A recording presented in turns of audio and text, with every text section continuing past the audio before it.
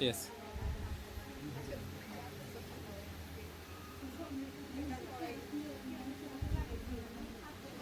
Okay sir, আমরা শুরু করে দিচ্ছি।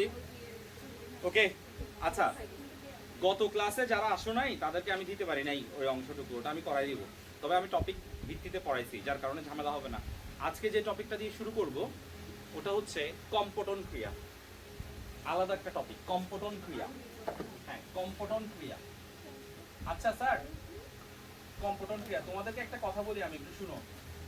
আমি তোমাদের প্রথমে যখন শুরু করছিলাম, ওকে, শুরু করার পরে দেখা গেছে একবার লকডাউন, আবার শুরু করছিলাম, আবার একবার লকডাউন, রাইট? তোমরা একটু অগোছল হয়ে গেছিল। তো আমি চিন্তা করছি তোমাদেরকে আমি প্রতিটা চ্যাপ্টারের উপর একটা করে বুলেট ক্লাস নেব। মানে মনে করো 12টা চ্যাপ্টার, তো 12টা চ্যাপ্টার আমি 12টা আলাদা করে বুলেট ক্লাস নিয়ে নিব, যাতে একটা ক্লাসে আবার ওটা রিভাইজ হয়ে যায়, অথবা তোমার মধ্যে যেন কোনো কনফিউশন না থাকে। ওকে, তো একটা রিকোয়েস্ট থাকবে, ওই ক্লাসের টাইমগুলো আমি একটু সকালে ফেলতে চাচ্ছি। ওকে, মনে করো আমি বলছি যে আজকে আমি ফ্যাক্টরি ফেলবো, তোমরা একটু কষ্ট করে 7টা বাজে চলে আসবা, 7টা থেকে 8টা, 8:30 যাওয়া পারে। হ্যাঁ, সকাল 7টা। এটা প্রতিদিন না তো স্যার, এটা মনে করো একদিন দিছি। আমার কথাটা বুঝাইতে পারছি? 1.5 ঘন্টার ক্লাস হবে, আমি মনে করো যে পুরো ফ্যাক্টরটা আরেকবার মাথায় ঢুকা দিব, যাতে রিভাইজটা হয়ে যায়। ওকে, এটা করার কারণ হচ্ছে ক্লাসগুলো আমার মনে হচ্ছে একটু অগোছালো হয়ে গেছে। অগোছালো স্যার, এটা আমাদের দোষ না আসলে, কারণ আমরা গোছানো ছিলাম। লকডাউনে কি করবো, অর্ধেক অফলাইনে আসে, অর্ধেক আসে না।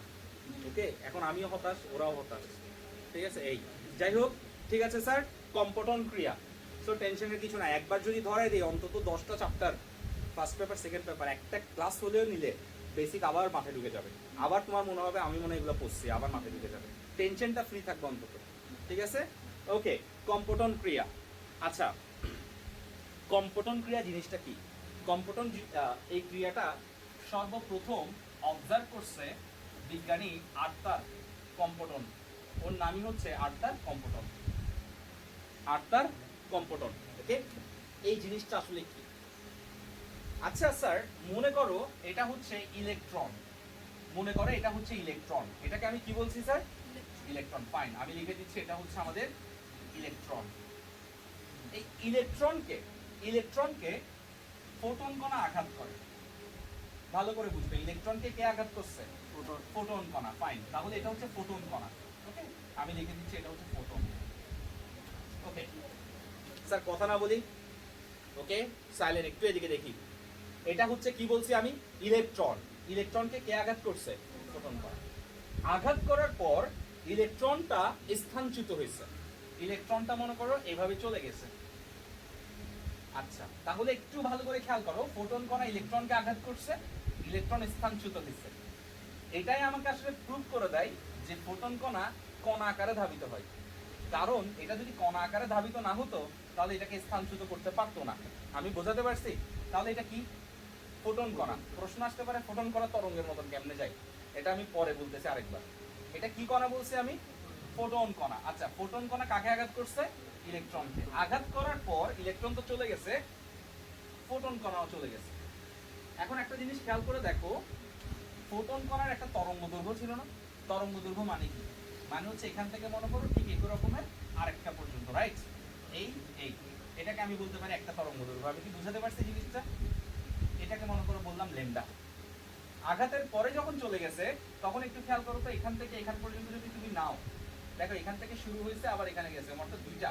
তুমি প্রয়োজনে লুপ চিন্তা করো, এভাবে গেছে, এভাবে গেছে, অর্থাৎ এই লুপ, এই একটা লুপ, এই আরেকটা লুপ, এই এখান থেকে শুরু করে মনে করো এখান পর্যন্ত। তো আমার প্রশ্ন হচ্ছে এটাকে যদি আমি তরঙ্গ দৈর্ঘ্য বলি ল্যামডা প্রাইম, তরঙ্গ দৈর্ঘ্য বাড়ছে নাকি কমছে? এক্স্যাক্টলি। তাহলে ফোটন কণার আগের ওয়েভলেন্থ যদি ল্যামডা হয় আর এখনের ওয়েভলেন্থ হচ্ছে ল্যামডা প্রাইম, তরঙ্গ দৈর্ঘ্য যদি বেড়ে যায় মনে রাখতে হবে কম্পাঙ্ক কমে যাবে।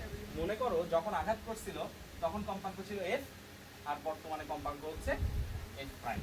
এখন আমি যদি বলি স্যারকে, তাহলে আমি বলবো ল্যামডা ছোট, ল্যামডা প্রাইম বড়, বাট এফ হচ্ছে বড়, এফ প্রাইম হচ্ছে ছোট। আচ্ছা, আমরা শক্তির সূত্র কি জানি? ইকুয়ালস টু এইচ এফ, অর্থাৎ এফ চেঞ্জ হলে ইও চেঞ্জ হয়, এফ বাড়লে ই বাড়ে, এফ কমলে ই কমে। দ্যাট মিনস আমি যদি বলি যে আঘাতের পূর্বে ফোটন কণার শক্তি যদি ই হয় আর আঘাতের পরে ফোটন কণার শক্তি যদি ই প্রাইম হয়, তাহলে কে বড়? ই ই প্রাইম। এখন ফোটন কণা কি শক্তি লাভ করছে না শক্তি হারাইছে? শক্তি হারাইছে। বোঝাতে পারছি? আরেকবার বলে দিই, ফোটন কণা গিয়ে ইলেকট্রনকে আঘাত করছে, তরঙ্গ দৈর্ঘ্য বেড়ে গেছে, তরঙ্গ দৈর্ঘ্য বেড়ে গেছে, বাট কম্পাঙ্ক কমে গেছে, শক্তি কমে গেছে। তাহলে একটা ফোটন কণা যখন ইলেকট্রনকে আঘাত করে কি কি হয়? তরঙ্গ দৈর্ঘ্য বেড়ে যায়, শক্তি কমে যায়, কম্পাঙ্ক কমে যায়। ক্লিয়ার? তো এই যে ফোটন কণা তার যে শক্তি কমে গেছে, হ্রাস পাইছে, এই ক্রিয়াটাকে আমরা বলি কম্পটন ক্রিয়া। এটাকে কম্পটন বলার কারণ হচ্ছে এটা আর্থার কম্পটন সর্বপ্রথম অবজার্ভ করছে। এটার সাথে কম্পটন মানে শব্দটার সাথে কোনো সম্পর্ক নাই, এটা একটা সায়েন্টিস্টের নাম। আর এই ক্রিয়াটাকে কম্পটন ক্রিয়া বলার কারণটা কি? এখানে শক্তির মান কমে যাচ্ছে, শক্তির মান কমে যাচ্ছে। ক্লিয়ার? আচ্ছা, তাহলে এটাকে আমরা বলতে পারি কম্পটন ক্রিয়া। একটু চিত্রটা তুলে রাখো। কম্পটন ক্রিয়া, কম্পটন ক্রিয়া।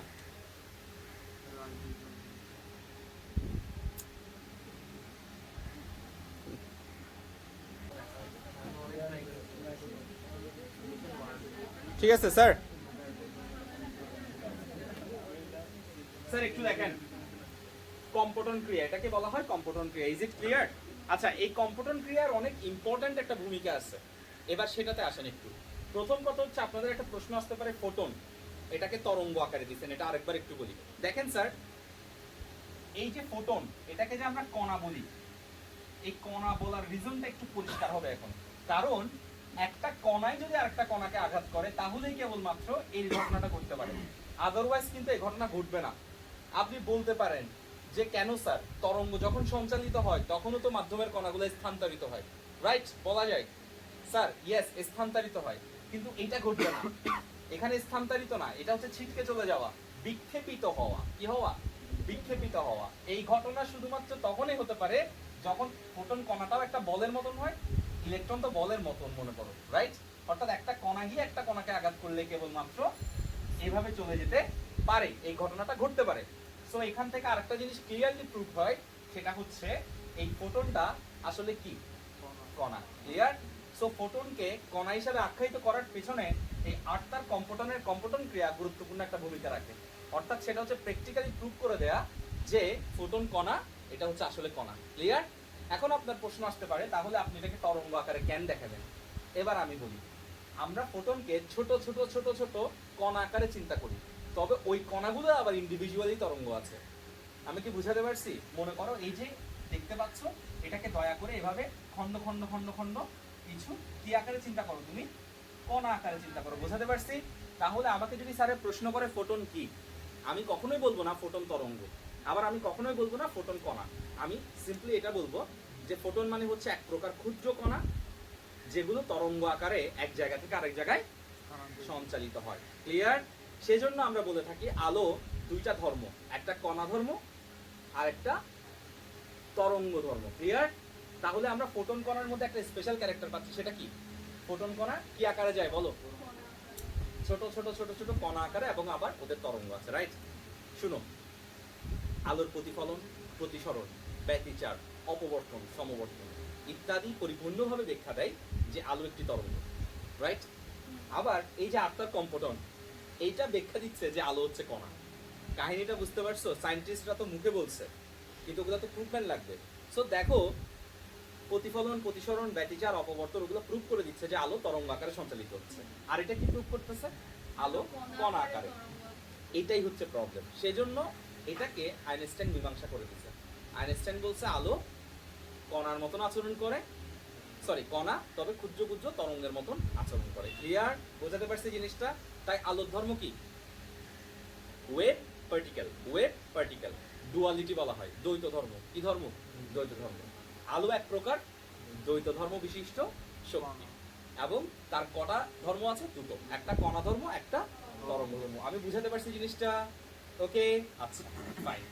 এবার আসেন, এটার খুব ভালো একটা অ্যানালাইসিস আমরা করব, যেটা আমাদের ছোট ছোট এমসিকিউতে আসবে। সেই অ্যানালাইসিসটা একটু ভালো করে দেখুন। ধরেন, ভালো করে বুঝবেন, এটা হচ্ছে ইলেকট্রন। ওকে, আচ্ছা, এটাকে আমরা বলতে পারি নিশ্চল ইলেকট্রন। ফাইন। এই ইলেকট্রনটাতে ফোটন কণা গিয়ে আঘাত করছে। এটা হচ্ছে আমি লিখে দিচ্ছি, এগুলো হচ্ছে আমাদের ফোটন কণা। ফোটন কণা আঘাত করে ফোটন কণা মনে করেন এভাবে চলে গেছে। দেখেন এখানে কিন্তু চিত্রের মধ্যে কাহিনী আছে, এটা তরঙ্গ হবে ছোট, এটা তরঙ্গ হবে বড়, যাতে বুঝাই দিতে পারেন এটার কম্পাঙ্ক থেকে এটার কম্পাঙ্ক হ্রাস পাইছে, ঠিক আছে। আর কণাটা ইলেকট্রনটা কোন দিকে চলে গেছে, ইলেকট্রনটা এভাবে চলে গেছে, ক্লিয়ার? আচ্ছা ফাইন। এরা দুইজন যে ছিটকে গেছে, বিক্ষেপিত হয়েছে, একটা কোণে বিক্ষেপিত হয়েছে। সো আমি এই কোণটার নাম দিচ্ছি মনে করেন ফাই, আর এই কোণটার নাম দিচ্ছি মনে করেন থিটা। তাহলে এখানে কয় ধরনের কোণ আমি পাচ্ছি? দুই ধরনের, এটা হচ্ছে ফাই কোণ, এটা হচ্ছে থিটা কোণ। আমি দুইটা নাম দিলাম জাস্ট। Concept clear? ফোটন কণা গিয়ে কাকে আঘাত করছে? ইলেকট্রনকে। ইলেকট্রন চলে আসছে আর ফোটন কণা চলে গেছে, ক্লিয়ার? আচ্ছা, আঘাতের সময় এটা ছিল ল্যামডা, আঘাতের পরে হয়েছে ল্যামডা প্রাইম। আঘাতের সময় এটা ছিল এফ, এটা হয়ে গেছে মনে করেন এফ প্রাইম। আঘাতের সময় এটা ছিল এনার্জি ই, আর এটা হয়ে গেছে ই প্রাইম, ক্লিয়ার? কে বড়, ল্যামডা না lambda prime? Lambda prime is greater than lambda, but কম্পাঙ্কর ব্যাপারটা উল্টা এবং এনার্জির ব্যাপার উল্টা। তাহলে এনার্জি কি হয়েছে, শক্তি কি হয়েছে, বাড়ছে না কমে গেছে? কমে গেছে, রাইট? তাহলে এই যে শক্তি নিয়ে আঘাতটা করছিল, সেই শক্তি কি আছে না হ্রাস পাইছে? আর অতিরিক্ত শক্তি কোথায় গেছে? ওকে সরানোর জন্য ব্যয় হয়েছে। Concept clear? এবার আমরা নিত্যতা ক্লিয়ার করবো এখানে, যেটা খুব ইম্পর্টেন্ট একটা টপিক, নিত্যতা ক্লিয়ার করবো। আসো, ফোটন কণার আঘাতের সময় শক্তি কি হবে বলো? এইচ, কম্পাঙ্ক কি ছিল? তাহলে এইচ এফ। ওটা যখন আঘাত করছিল তখন তার এনার্জি ছিল এইচ এফ, আঘাতের পরে এনার্জি এইচ এফ প্রাইম। বুঝাইতে পারছি? আঘাতের সময় শক্তি এইচ এফ, আঘাতের পর। আচ্ছা, এবার আসো ইলেকট্রন। ইলেকট্রনের শক্তিতে চলে আসো। ইলেকট্রন যখন নিশ্চল অবস্থায় ছিল তখন ইলেকট্রনের শক্তি কি? এখানে একটা ছোট প্যাচ আছে, ট্র্যাকটা একটু বলি। সাধারণত তোমাকে যদি বলি আমি যে কোন একটা বস্তুর শক্তি কি, তো কোন একটা বস্তুর আসলে দুই ধরনের শক্তি হয়, এক হচ্ছে বিভব শক্তি আর একটা হচ্ছে গতিশক্তি। কিন্তু যেগুলো অতি অনুভীক্ষণিক, অর্থাৎ ইলেকট্রন সর্বদা ফোটনের চারপাশে ঘুরতেছে, সরি প্রোটনের চারপাশে, রাইট? সো ইলেকট্রনের এনার্জি লেভেল দুই ধরনের হয়, একটা হচ্ছে নিশ্চল অবস্থায় ইলেকট্রনের শক্তি, আর একটা হচ্ছে গতিশীল অবস্থায় ইলেকট্রনের শক্তি। এটা কি অবস্থায় আছে? যার কারণে নিশ্চল অবস্থায় ইলেকট্রনের ভর যদি এম নট হয়, তাহলে ইলেকট্রনের শক্তি হচ্ছে নিশ্চল অবস্থায় এম নট সি স্কয়ার। ইলেকট্রনের শক্তি কি হবে নিশ্চল অবস্থায়? M naught C square. বোঝাতে পারছি? আচ্ছা, আর গতিশীল অবস্থায় ইলেকট্রনের শক্তি কি হবে? গতিশীল ভর, এটা হচ্ছে গতিশীল ইলেকট্রন, এম সি স্কয়ার। আমি একটু ক্লিয়ার করি তাহলে তোমাদের বুঝতে সুবিধা হবে। শুনো, সাধারণত গতিশক্তি বের করে হাফ এম বি স্কয়ার দিয়ে। তোমার মনে একটা প্রশ্ন আসতে পারে যে আপনি এখানে এম নট সি স্কয়ার কেন লিখছেন, হাফ এম সি স্কয়ারই না হবে, তাহলে আমি বুঝবো, রাইট? প্রবলেমটা এখানে, যে সকল বস্তু কণার গতি আলোর গতির কাছাকাছি হয়, যেমন ইলেকট্রনের গতি হচ্ছে অনেকটাই কাছাকাছি, মানে অনেক দ্রুত গতিতে ইলেকট্রন গতিশীল। সো এদের ক্ষেত্রে আপেক্ষিকতা বলে একটা বিষয় আছে, আমি একদম শুরুতে বলেছিলাম। অর্থাৎ ভরটা কিন্তু ঠিক থাকে না, ভরটা কি হয়ে যায়? পরিবর্তন হয়ে যায়।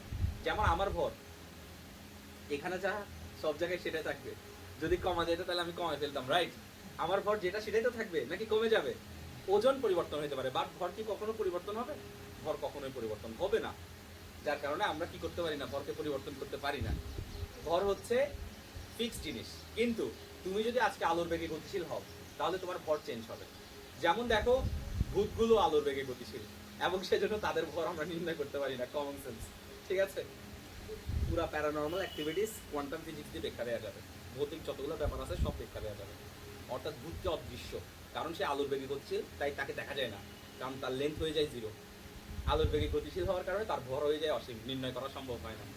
বোঝাতে পারছি? এবং সে এখান থেকে খুব দ্রুত গতিতে 1 সেকেন্ডে আমেরিকা যেতে পারে, যেটা জিন হাজির করে তোমরা তো জানবে যে 1 সেকেন্ডে আমেরিকা যায় বলে দিবে কি হচ্ছে কারণে, রাইট? তান্ত্রিক গরু অমুক, তান্ত্রিক গরু তমুক, দেখো না ফেসবুকে। আলোর বেগের কাছাকাছি, আলোর বেগের কাছাকাছি, আবারও বলছি, আলোর বেগের কাছাকাছি যে সকল কণা আছে সে সকল কণার ক্ষেত্রে 3টা আপেক্ষিকতা কাজ করে: ভর, দৈর্ঘ্য, সময়। ভর, দৈর্ঘ্য, সময়। এবং তাদের শক্তি নির্ণয় সূত্র হচ্ছে ভর ইনটু সি স্কয়ার, ভর into C square. Concept clear? আমার শক্তি কখনো আমার ভর ইনটু সি স্কয়ার হবে না, এটা শুধুমাত্র ওই কণাগুলোর ক্ষেত্রে। Is it clear? আচ্ছা তাহলে এটা কি হচ্ছে বলো, নিশ্চল electron M naught C square, আর এটা কি ইলেকট্রন, গতিশীল electron M C square. Clear? এবং মনে করো এই যে ইলেকট্রনটা এখান থেকে এখানে গেছে, সাপোজ একটু খুব ইম্পর্টেন্ট জিনিস দেখাচ্ছি, ইলেকট্রনটা এখান থেকে এখানে গেছে, ইলেকট্রনটা কি একটা বেগে গেছে না? মনে করো ইলেকট্রনের বেগ যদি ভি হয়, তাহলে এই এম নট এবং এম এর মধ্যে একটা সম্পর্ক আছে যেটা করাইছি, মনে আছে কারো? M equals to M naught root over 1 minus V square by C square. কাহিনী বুঝতে পেরেছেন? এখানে একটা রিলেশন কিন্তু আছে, এটা কিন্তু আপনার বুঝতে হবে, আমি লিখে দিচ্ছি। তাহলে এটার কি এম নট সি স্কয়ার, আর এটা কি এম সি স্কয়ার, এটা কি নিশ্চল, আর এটা কি গতিশীল। বোঝাতে পারছি? আচ্ছা ফাইন, আসেন কত এনার্জিতে আঘাত দিচ্ছিল এইচ এফ, আরো কত এম নট সি স্কয়ার। এটা হচ্ছে সংঘর্ষের পূর্বের শক্তি, আর এই দুটো হচ্ছে সংঘর্ষের পরের শক্তি, রাইট? দেখেন সংঘর্ষের পূর্বের শক্তি হচ্ছে এটা এটা, আর সংঘর্ষের পরের শক্তি হচ্ছে এটা এবং এটা। শক্তি কি রাশি, স্কেলার না ভেক্টর? স্কেলার। শক্তি হচ্ছে স্কেলার, কাজ হচ্ছে স্কেলার রাশি, যার কারণে আমি যখন নিত্যতা বের করব তখন আমি যেটা করব সেটা হচ্ছে H F plus M naught C square equals to H F prime plus M C square. এরকম অঙ্ক জীবনেও দেখো নাই, এগুলো যখন রিটেনে যাবা তখন দেখবা।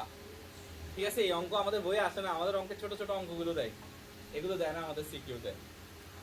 ওকে, বোঝাতে পারছি এটা কি নিত্যতা, শক্তির নিত্যতা। এবং এটাকে আমি সমান সমান কেন করছি, এটা যোগ এটা ইকুয়ালস টু এটা যোগ এটা, কারণ এটা স্কেলার রাশি, কি রাশি?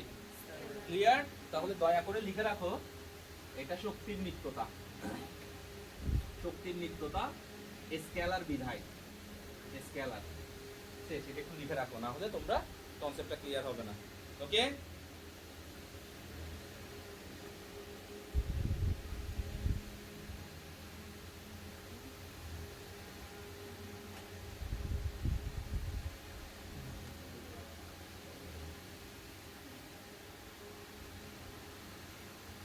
ভূত কখনো আলোতে দেখা যায় না, কারণ কি বলতো? কারণ ভূত হচ্ছে ফোটন কণা দিয়ে তৈরি। এখন আলোতে কিভাবে ভূত দেখা যাবে? ভূত সেজন্য অন্ধকারে দেখা যায়, আলোতে দেখা যায় না। আলো দিয়ে ভূত তৈরি, ওই জন্য ভূতের মধ্য দিয়ে আলো চলে যায়, ওই জন্য দেখা যায় না। আর রাতের বেলা যখন অন্ধকার থাকে তখন ভূত দেখা যায়। ঠিক আছে? এটা হচ্ছে ভূত দেখা যাওয়া বা না যাওয়ার রিজন। আচ্ছা, এটা তুলছো স্যার? এটাতে কারো কোনো প্রশ্ন আছে? Concept clear? একটু এদিকে দেখো স্যার, কথা বলিও একটু দেখো। H F M naught C square M C square H F prime. Okay, এটা কি নিত্যতা শিখালাম? শক্তির নিত্যতা, ইলেকট্রন না, পুরো ঘটনাটা শক্তির নিত্যতা। কম্পটন কি আর শক্তির নিত্যতা। ক্লিয়ার? কারণ আছে, আমি এখন এটা বুঝবো। আমি এখানে একটা প্যাচ আনবো এখন, রেডি? আমি এখানে এখন ভরবেগের নিত্যতা দেখাবো। ভরবেগ কি রাশি বলো? ভরবেগ কি রাশি? ভেক্টর রাশি। বেগ কি ভেক্টর না? তাহলে ভরবেগ কি স্কেলার কেমনে হয়? ভেক্টর রাশি। স্কেলার একজন বলতেছে এভাবে, ওই যে সোনার বাংলা গাওয়ার সময় হিন্দি গান গাইছে ওগুলা, মানে আমরা যখন গাইতাম আমার সোনার বাংলা আমি তোমায় ভালোবাসি, ওখানে মাঝখানে কেউ একজন বলতো দিলবার দিলবার, ওইরকম আর কি। তখন তো দিলবার ছিল, অন্য গান ছিল। যাই হোক, ওই পিটির মধ্যে আমি বুঝাইতে পারছি এটা কখনোই তো। আচ্ছা দেখো, হ্যাঁ এখন পোলা মানে তার এগুলা গায় না। দেখো, ফোটন কণা, নিশ্চল ইলেকট্রন। এবার ভরবেগ নিয়ে কথা বলবো, সাইলেন্ট হয়ে যায়। আবার দেখি ভরবেগ। ধরো ফোটন কণাটা যখন আঘাত করতেছিল তখন তার একটা ভরবেগ ছিল। ওকে, আচ্ছা নিশ্চল ইলেকট্রন, তার ভরবেগ কত যদি প্রশ্ন করে? নিশ্চল ইলেকট্রনের ভরবেগ হচ্ছে 0। প্রশ্ন করতে পারো যে নিশ্চল ইলেকট্রনের তো একটা ভর আছে, ভরবেগ কেমনে 0 হয়? ভর আছে ঠিক আছে, কিন্তু বেগ তো নাই, কারণ এটা তো নিশ্চল, বলেই তো দিছি। তাহলে এটার ভরবেগ কি হবে? 0। আর গতিশীল ইলেকট্রনের ভরবেগ কি হবে বলো? m, গতিশীল ভর b। এখানে অনেকের কনফিউশন কাজ করে যে আপনি তো একটু আগে এমসি স্কয়ার লিখছেন, বাট ভরবেগে এমভি কেন লিখছেন? স্যার এমসি স্কয়ার হচ্ছে এটার ইলেকট্রনের শক্তি বের করার সূত্র, আর এমভি হচ্ছে তার ভরবেগ নির্ণয়। এম হচ্ছে ভর আর বি হচ্ছে বেগ। বুঝাতে পারছি? আচ্ছা বলেন তো নিশ্চল ইয়া কত, ভরবেগ কত? 0। আর গতিশীল ভরবেগ কত? এমভি। Is it clear? আচ্ছা এবার আসেন ফোটন কণা। দেখেন স্যার, ফোটন কণা যখন আঘাত করতেছিল, ফোটন কণা যখন আঘাত করতেছিল তখন তার একটা ভরবেগ থাকবে। মনে করলাম তার ভরবেগ হচ্ছে টি। ওকে, ধরে নিলাম ফোটন কণা যখন আঘাত করতেছে তার ভরবেগ কত ই, আর আঘাতের পরে তার যে ভরবেগ সেটাকে আমি ধরে নিলাম ই প্রাইম। এটা হচ্ছে ভরবেগ, একটু লিখে রাখেন।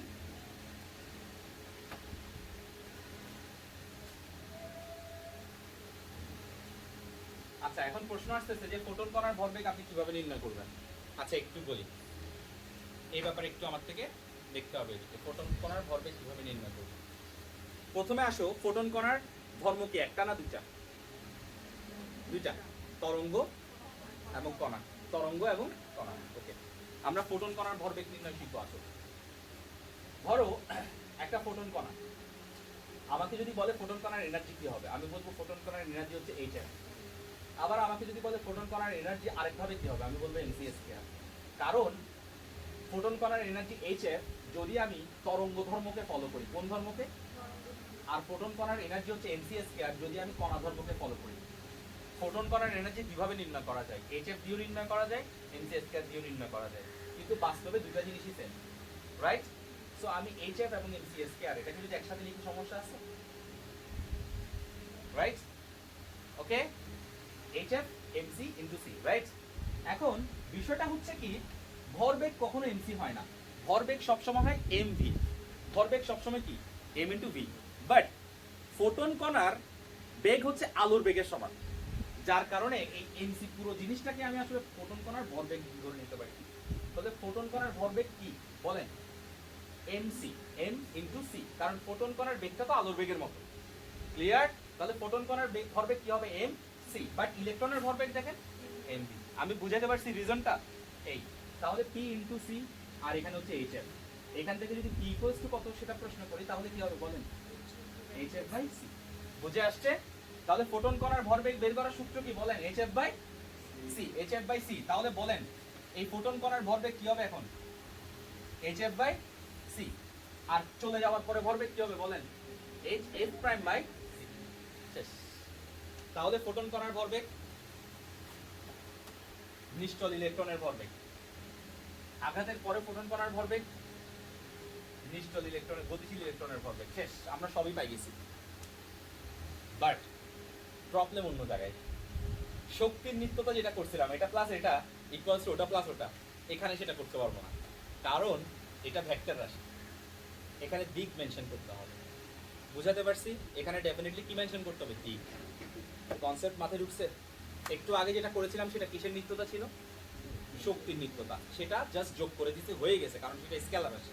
বাট এটা কি? ভেক্টর রাশি। ওকে, আসেন এবার একটু মাথা ঠান্ডা রেখে আমার কথাগুলো শুনেন, খুব ইম্পর্টেন্ট।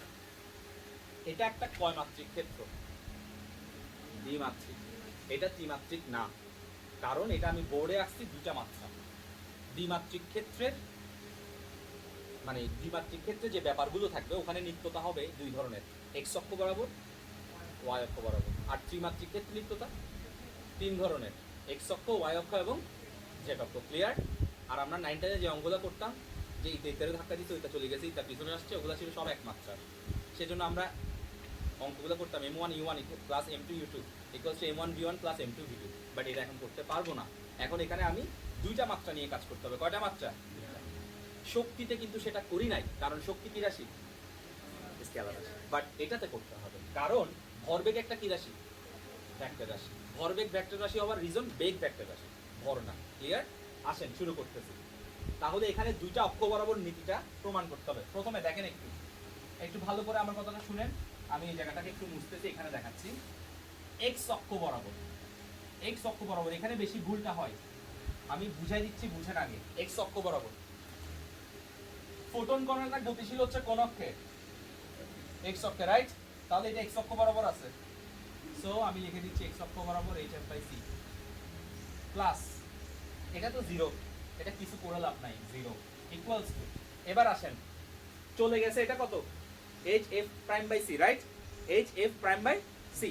এখন এটা কোন অক্ষে? এটা এক্স অক্ষেও না, এটা ওয়াই অক্ষেও না, এটা কিভাবে আছে? মাঝামাঝি, রাইট? কিন্তু আমার সেটা লাগবে না, আমার লাগবে এটার কোন অংশটা এক্স অক্ষ বরাবর গেছে। এখন এটার কোন অংশটা এক্স অক্ষ বরাবর গেছে। এটা যদি H F prime by C হয়, তাহলে এটার যে অংশটা এক্স অক্ষ বরাবর অগ্রসর হবে সেটাকে আমি বলবো H F prime by C cos যে কোনটা প্রডিউস করে, ফাই। বুঝাতে পারছি? এই যে এটা এটা এটা হচ্ছে ফাই, এটার যে অংশটা এই বরাবর কাজ করে সেটা বের করার সিস্টেম হচ্ছে এটা cos কোনটা। ক্লিয়ার? তাহলে এখানে বসাই দিচ্ছি h f prime c cos phi. Okay, আচ্ছা ঠিক একই ভাবে এই যে এটা mv, mv এরও কি একটা নির্দিষ্ট অংশ এদিকে কাজ করছে না? সেটা কি হবে বলো তো? mv এটা হচ্ছে থিটা, তাহলে mv এর যে অংশ এদিকে কাজ করে সেটা কি হবে? mv শেষ প্লাস mv cos থিটা। এই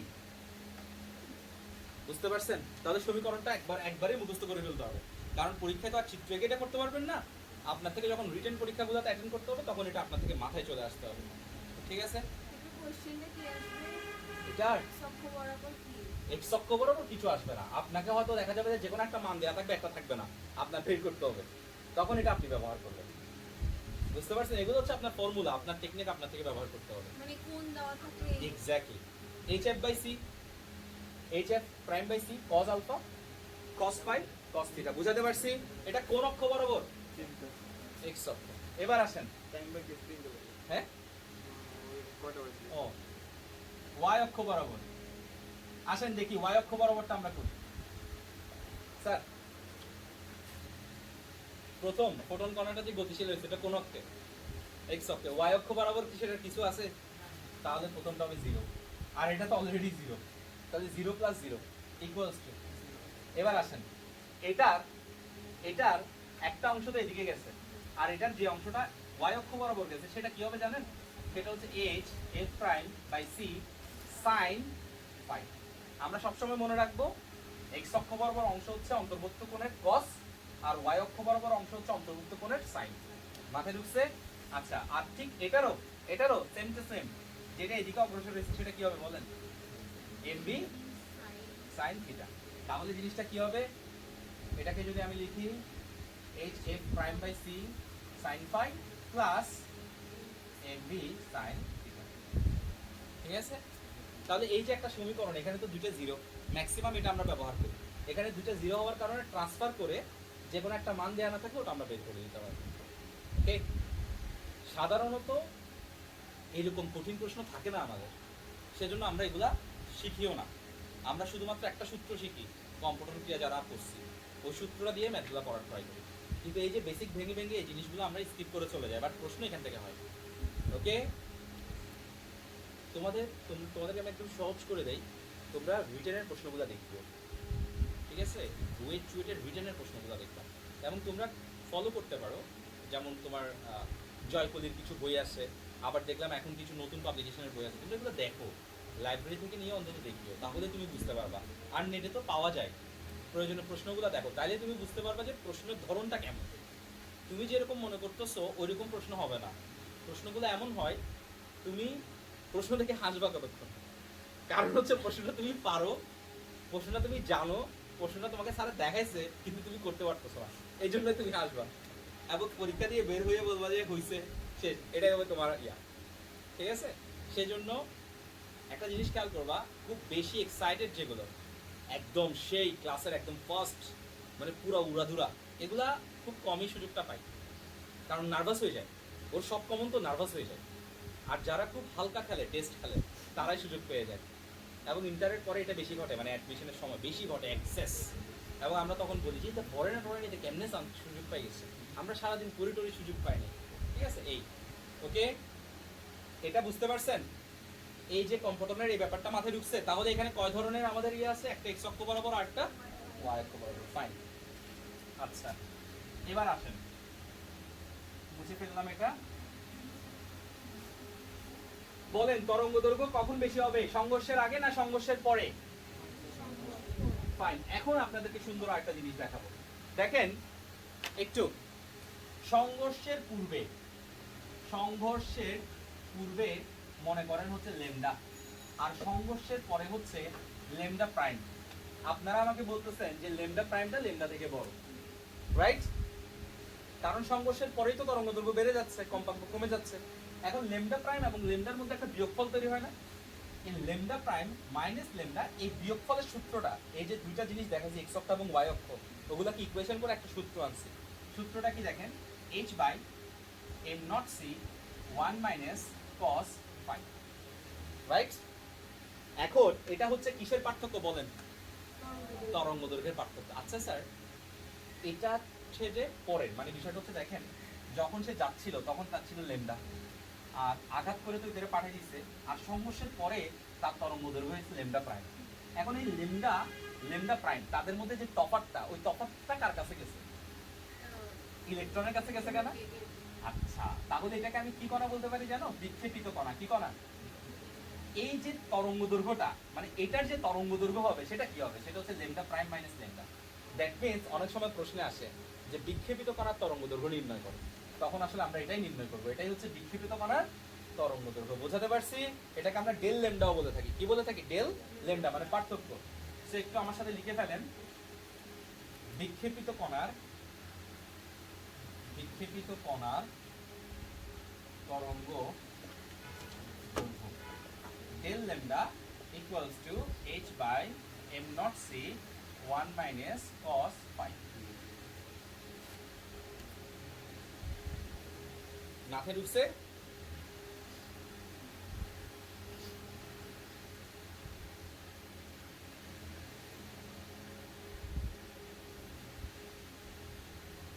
ওকে, আচ্ছা, বিক্ষেপিত কণাটা কি ছিল আমাদের? ইলেকট্রন ছিল। ওকে স্যার, শুনো, সবসময় ইলেকট্রন থাকবে কোনো কথা নাই, ওখানে অন্য যে কোনো কণাও বলতে পারে ইলেকট্রন ছাড়া। তো ওই কণাগুলো দিয়েও মনে করো ফোটন কণা সরাই দিচ্ছে, সেখানে ওই কণার ভর হবে, আলোর বেগ হবে, বাকি সব ঠিকঠাক। বুঝতে পেরেছো? আচ্ছা স্যার, এবার আসেন একটা জিনিস আমরা বের করব, সেটা হচ্ছে বিক্ষেপিত কণার তরঙ্গ দৈর্ঘ্য। আমরা এটা পাইছি, আমরা এটা দিয়ে বের করব। সেটা হচ্ছে del lambda equals to h by m naught c 1 minus cos phi. আসেন আমাকে একটু হেল্প করেন এখানে। সেটা হচ্ছে প্রথমে আসেন phi এর মান, phi equals to 0 ডিগ্রি হলে, আচ্ছা বলেন তো phi equals to যদি 0 ডিগ্রি হয় তার মানেটা কি? তার মানে আঘাত করছে, phi equals to 0 মানে কি? মানে আঘাত করে যদি এভাবে চলে যায় তাহলে তো এখানে পাইটা হয়, right?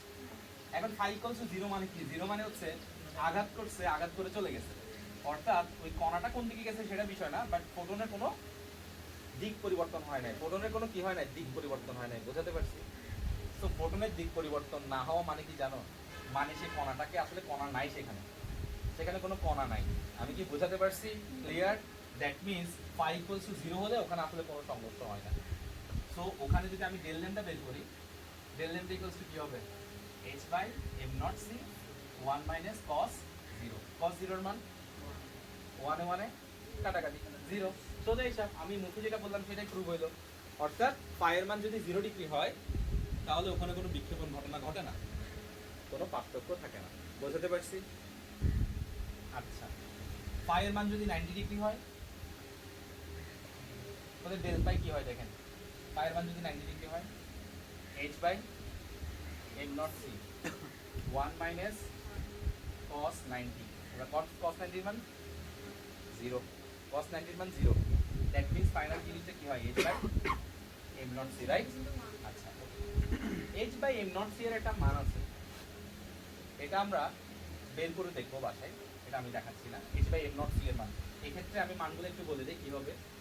6.674 into 10 to the power minus 34, m not এর মান হচ্ছে 9.1 into 10 to the power minus 31 kg, c এর মান হচ্ছে 10 to the power 8। শেষ। এগুলো বসালে আমি একটা সিম্পল মান পাবো, এবং একক হবে মিটার, কারণ তরঙ্গ দৈর্ঘ্যের একক হচ্ছে মিটার। আবার কল আসছে? কোন বান্দা কল দেয় এতবার?